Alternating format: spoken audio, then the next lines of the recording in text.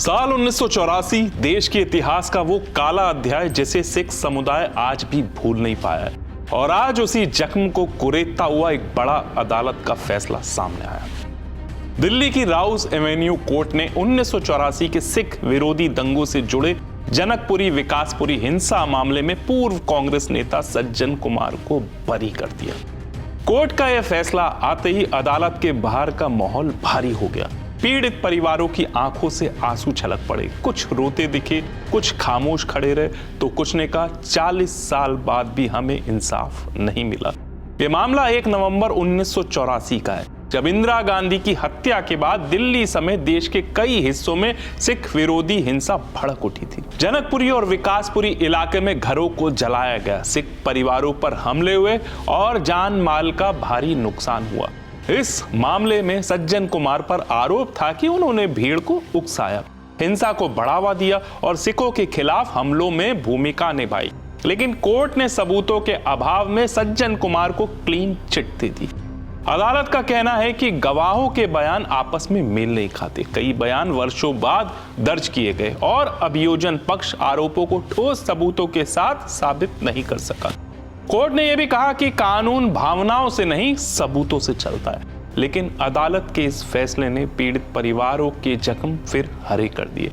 पीड़ितों का कहना है, हमने अपने घर खोए, अपने लोग खोए और अब भरोसा भी खो रहे हैं। इस ऑर्डर से मैं समझता हूं कि सारे ही सिख कम्युनिटी में बहुत बड़ा एक रोष है कि जब 5 गवाहों ने एक प्रोसिक्यूट को सपोर्ट किया और उसके बावजूद इसको क्विट कर देना, ये बड़े अफसोस की बात है।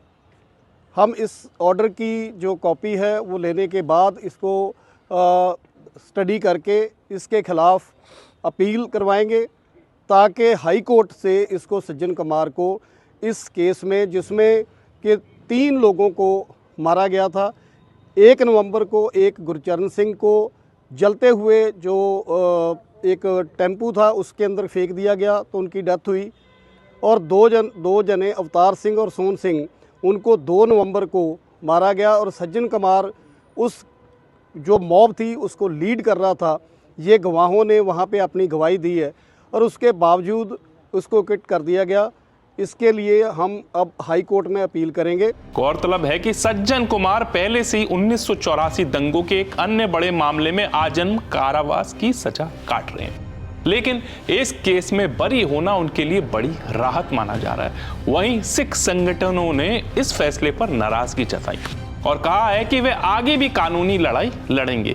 सवाल वही पुराना है, क्या 1984 के पीड़ितों को कभी पूरा इंसाफ मिलेगा या फिर वक्त की धूल में उनकी पीड़ा यूं ही दबती चली जाएगी। दिल्ली की अदालत से आया ये फैसला कानूनी तौर पर सही हो सकता है, लेकिन इंसाफ के तराजू पर यह फैसला आज भी भारी सवाल छोड़ गया है। जय